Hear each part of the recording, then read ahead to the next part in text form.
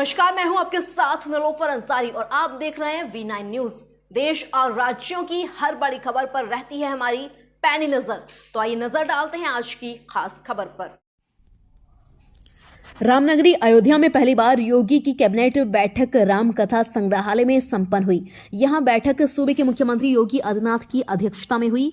इस बैठक के बाद सीएम योगी ने कैबिनेट बैठक के निर्णयों की जानकारी दी। बैठक में 14 प्रस्तावों पर चर्चा हुई। सीएम योगी ने कहा कि अयोध्या आकर्षण का केंद्र बनी है। बता दें कि इससे पहले सीएम योगी सुबह 11 बजे अयोध्या स्थित रामकथा पार्क पहुंचे। उनके नेतृत्व में मंत्रिमंडल के सभी सदस्यों ने हनुमानगढ़ी में दर्शन पूजन किया।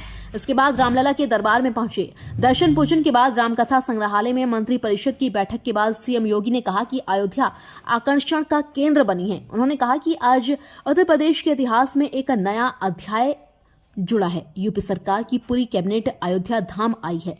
उत्तर प्रदेश के विकास को लेकर आज अहम बैठक हुई। केंद्र और राज्य की सरकार 30,500 करोड़ रुपए से ज्यादा की 178 योजनाएं पहले से ही अयोध्या में चल रही हैं। उत्तर प्रदेश के मुख्यमंत्री योगी आदित्यनाथ ने कहा कि आज कैबिनेट बैठक में 14 महत्वपूर्ण प्रस्ताव लाए गए हैं।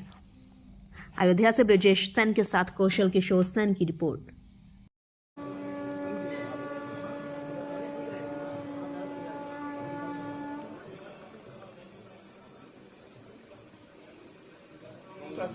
आत्मसनि प्रजा सनि पशु सनि लोक सन्य भय सनि अग्नि प्रजां बहुला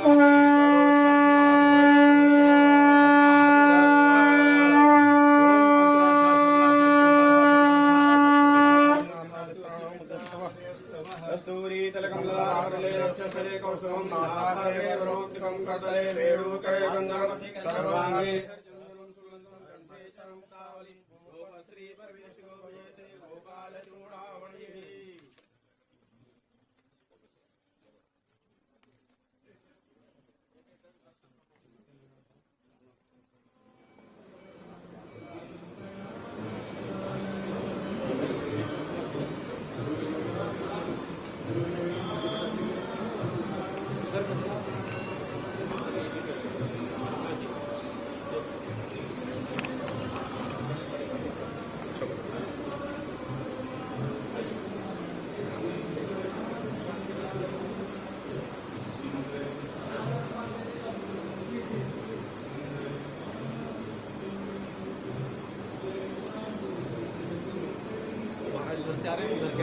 हाँ, इधर खुलवा दिए अंदर।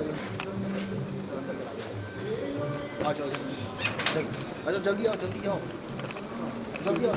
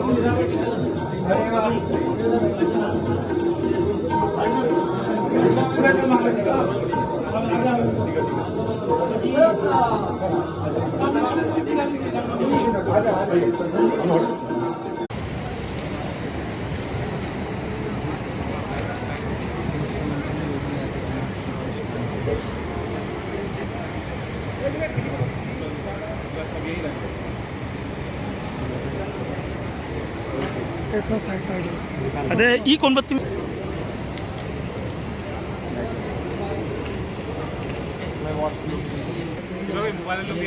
एक नया अध्याय अयोध्या धाम में आकर के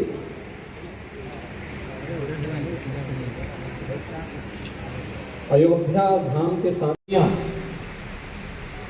आज अयोध्या की तरफ आकर्षित हो रही है और इस बीच से आज उत्तर प्रदेश कैबिनेट का राम जन्मभूमि में दर्शन करना,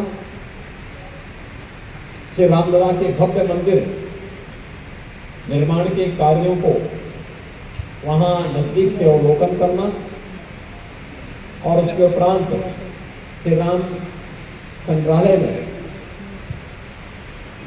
उत्तर प्रदेश कैबिनेट की बैठक प्रारंभ हुई। कैबिनेट में कुल 14 प्रस्ताव आए।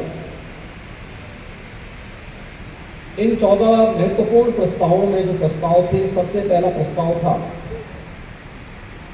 उत्तर प्रदेश के अंदर पहली बार इनलैंड वाटरवे अथॉरिटी का गठन, यानी उत्तर प्रदेश अंतर्देशीय राजमार्ग प्राधिकरण के गठन का एक प्रस्ताव है। हम सब जानते हैं कि उत्तर प्रदेश के बारे में ये कहा जाता था कि उत्तर प्रदेश एक लैंडलॉक्ड स्टेट है। दुनिया के अंदर भी और देश के अंदर भी उन देशों ने प्रगति की जिनके पास जितना बेहतर जल मार्ग है। देश के अंदर भी वे राज्य आगे बढ़ गए थे क्योंकि उनके पास एक्सपोर्ट की सस्ती सुविधा थी, जिनके पास जल मार्ग था। हम सब आभारी हैं प्रधानमंत्री मोदी जी के कि उन्होंने देश का पहला इनलैंड वाटरवे वाराणसी से हल्दिया के बीच में प्रारंभ किया और आज ये सफलतापूर्वक संचालित हो रहा है। पिछली बार हम लोगों ने देखा था कि 13 जनवरी को दुनिया का सबसे लंबा क्रूज वाराणसी से डिब्रूगढ़ के बीच में भी प्रधानमंत्री जी ने फ्लैग ऑफ किया था। Inland waterway authority Uttar Pradesh में जल यातायात को बढ़ावा देने, इसके माध्यम से वाटर स्पोर्ट्स की एक्टिविटीज को भी तेजी के साथ आगे बढ़ाने, उत्तर प्रदेश को एक्सपोर्ट के हब के रूप में, क्योंकि देश के अंदर सबसे अच्छी कृषि और सबसे अच्छा जल संसाधन उत्तर प्रदेश के पास है और अयोध्या इस देश से बहुत महत्वपूर्ण है, क्योंकि अयोध्या कहते हैं आज से 2000 वर्ष पहले अयोध्या की राजकुमारी जल मार्ग से साउथ कोरिया गई थी और कोरिया के राजकुमार से विवाह बंधन में जुड़ करके वहां के आज एक महत्वपूर्ण राजवंश की परंपरा अपने आप को कोरियावासी भावनात्मक रूप से अयोध्या के साथ जुड़ते हैं। बल्कि इसी रामकथा पार्क के बगल में क्वीन हो पार्क के निर्माण का कार्य कोरिया और उत्तर प्रदेश सरकार मिलकर के संपन्न भी कर रही है।